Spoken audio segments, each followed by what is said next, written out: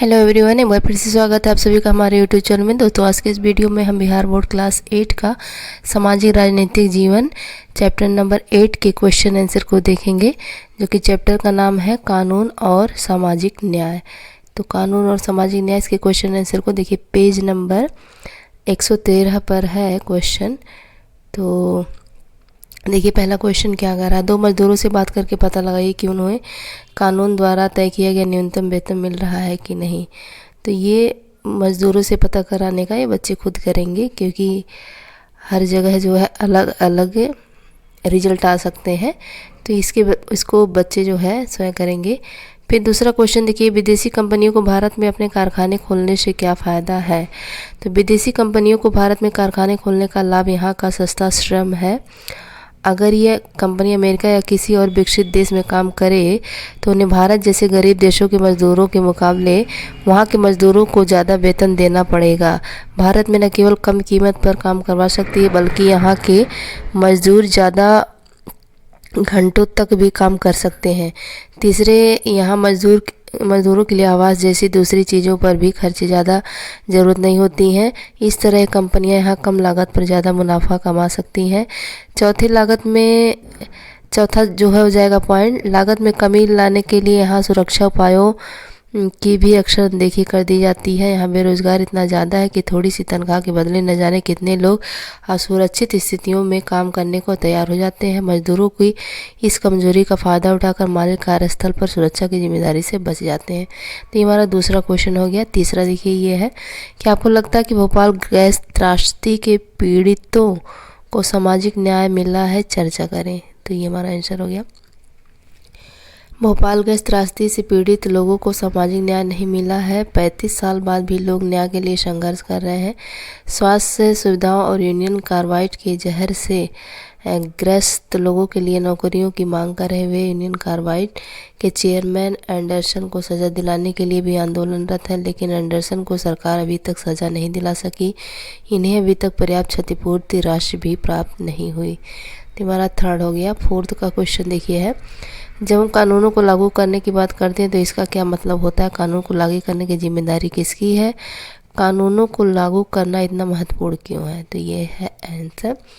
जब हम कानूनों को लागू करने की बात करते हैं तो इसका मतलब यह है कि कानून को क्रियान्वित किया जाना बहुत आवश्यक है। जब कोई कानून ताकतवर लोगों से कमज़ोर लोगों की रक्षा के लिए बनाया जाता है तो उसको लागू करना और भी महत्वपूर्ण बन जाता है। उदाहरण के लिए, प्रत्येक मजदूर को सही वेतन मिले सुनिश्चित करने के लिए सरकार को कार्यस्थलों का नियमित रूप से निरीक्षण करना चाहिए, और अगर कानून का उल्लंघन करता है तो उसे को सज़ा देनी चाहिए। इस प्रकार कानूनों को लागू करने की जिम्मेदारी सरकार की है।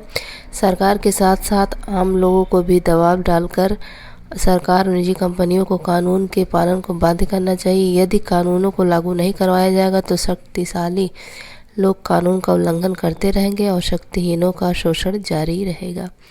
तो ये हमारा फोर्थ हो गया। फिफ्थ का देखिए, ये फिफ्थ का क्वेश्चन है।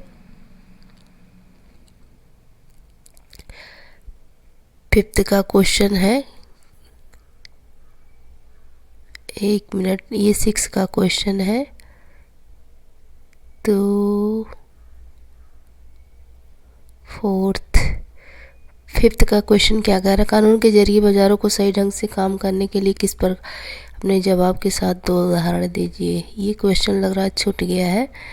तो ये 6 का क्वेश्चन देख लेते हैं। ये फिफ्थ का भी लास्ट में बता देते हैं। फिफ्थ का यहाँ पे है, नहीं, ये 6 का क्वेश्चन है। मान लीजिए कि आप, ये 6 नंबर पर क्वेश्चन है, देख सकते हैं। और अभी फिफ्थ का लास्ट में बताते हैं उसको। ये है 6 का क्वेश्चन। तो ये है क्वेश्चन है।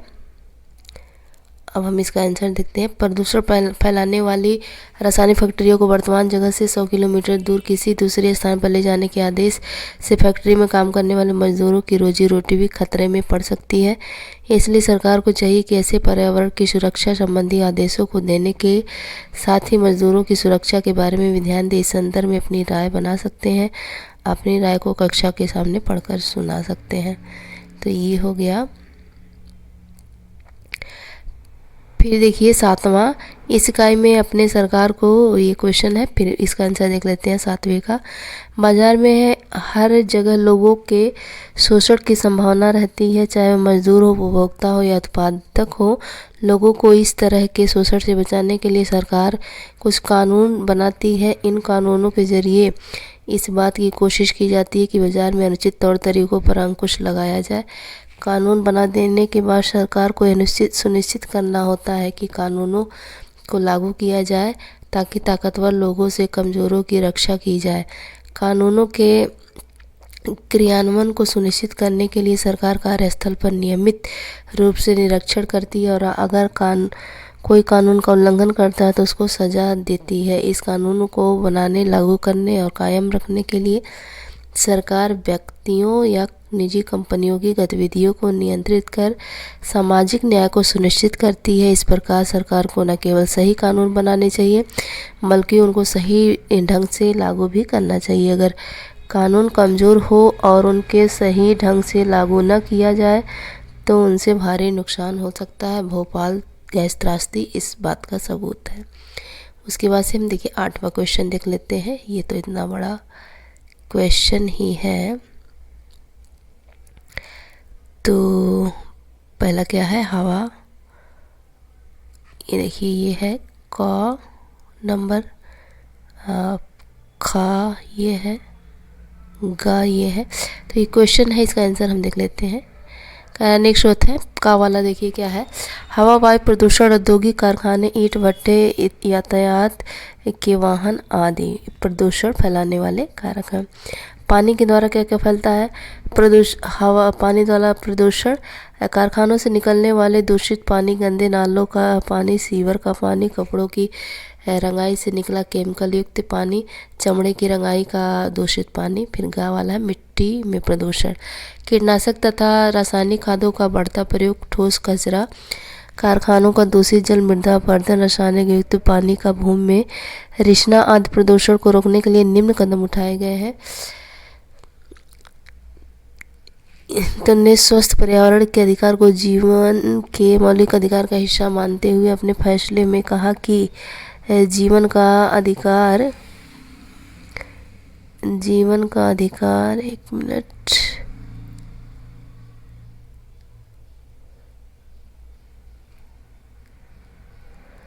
सातवां हो गया, 8वां, एक मिनट हट गया थोड़ा सा, सॉरी इसके लिए। ये है, यहाँ पे था,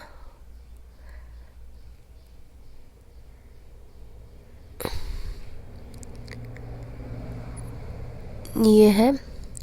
सर्वोच्च न्यायालय ने अपने फैसले में आदेश दिया कि दिल्ली में डीजल से चलने वाले सभी सार्वजनिक वाहन सीएनजी ईंधन का इस्तेमाल करें। इन प्रयासों से दिल्ली जैसे शहरों के वायु प्रदूषण में काफ़ी गिरावट आई। प्रदूषण रोकने के लिए एक सुझाव यह दिया जा सकता है कि हम कारखानों में ज़्यादा स्वच्छ तकनीकों और प्रक्रियाओं को अपनाने पर जोर दें तथा प्रदूषण फैलाने वालों पर जुर्माना लगाया जाए। रासायनिक खादों का कम प्रयोग करना चाहिए। हमें अधिकाधिक वृक्षारोपण करना चाहिए। क्वेश्चन नंबर 9 को देख लेते हैं। यह क्वेश्चन है, इसका आंसर, पहले पर्यावरण को एक मुफ्त का चीज़ माना जाता था। किसी भी उद्योग को हवा पानी में प्रदूषण छोड़ने की खुली छूट मिली हुई थी, चाहे नदियाँ हो, हवा हो या भूमिगत पानी हो। पर्यावरण दूषित हो रहा था और लोगों के सेहत के साथ खिलवाड़ किया जा रहा था। ढीली सुरक्षा मानकों से न केवल यूनियन कार्बाइड को फ़ायदा मिला बल्कि उससे प्रदूषण से निपटने के लिए पैसा भी खर्च नहीं करना पड़ा। भोपाल त्रासदी ने पर्यावरण के मुद्दों को अगली कतार में ला दिया। पर्यावरण के दबाव से निपटने के लिए अब भारत ने पर्यावरण के बारे में नए कानून बनाए हैं जिनमें पर्यावरण को नुकसान पहुंचाने के लिए प्रदूषण फैलाने वालों को ही जिम्मेदार ठहराया गया। इसके पीछे यह दृष्टिकोण है कि हमारे पर्यावरण पर अगली पीढ़ियों का भी हक बनता है और उसे केवल औद्योगिक विकास के लिए नष्ट नहीं किया जा सकता। अदालतों ने यह भी अपने निर्णय में कहा गया कि सरकार की जिम्मेदारी है कि वह प्रदूषण पर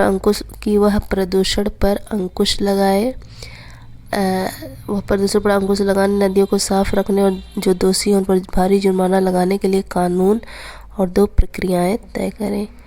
उसके बाद ये देखिए 10th नंबर का क्वेश्चन, ये क्वेश्चन है। यहाँ पे हम इसका आंसर देख सकते हैं। इस कार्टून में अपने बेटे की मदद के लिए एक लड़के को नौकरी पर रख लिया दिखाया गया है।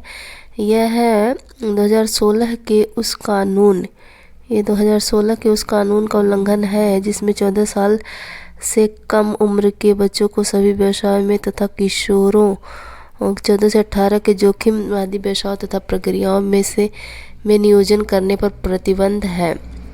ऐसा करना अब एक के संज्ञेय अपराध बना दिया गया है। इस कार्टून के जरिए कार्टूनिस्ट इस बात पर व्यंग कर रहे हैं कि महिला एक तरफ बच्चों पर बोझ को बुरा बतला रही है और तथा दूसरी तरफ अपने बच्चों के लिए दूसरे बालक पर बोझ डाल रही है। यह कार्टून 2016 के कानून का भी मखौल उड़ाता नजर आ रहा है।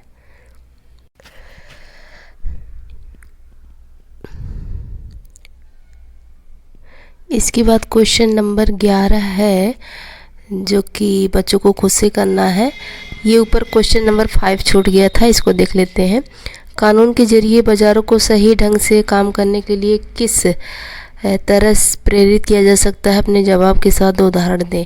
तो ये हो गया, बाजार में मजदूरों का शोषण ना हो, उनके वाजिब मेहनताना मिले, इस बात को सुनिश्चित करने के लिए सरकार ने जहां न्यूनतम वेतन का कानून बनाया है, उसी तरह बाजार में उत्पादकों और उपभोक्ताओं के हितों की रक्षा करने के लिए भी सुरक्षा कानून बनाए। इन कानूनों के जरिए मजदूर, उपभोक्ता और उत्पादक तीनों के संबंधों को इस तरह से संचालित किया जाता है कि उनमें से किसी का शोषण ना हो। इन कानूनों के जरिए इस बात की कोशिश की जाती है कि बाजार में अनुचित तरीकों पर अंकुश लगाया जाए।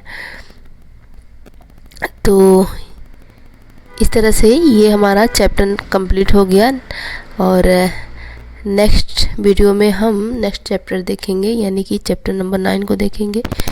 तो अगर वीडियो पसंद है तो प्लीज़ इसे लाइक करिएगा, चैनल को सब्सक्राइब करिएगा। वीडियो देखने के लिए थैंक यू, धन्यवाद।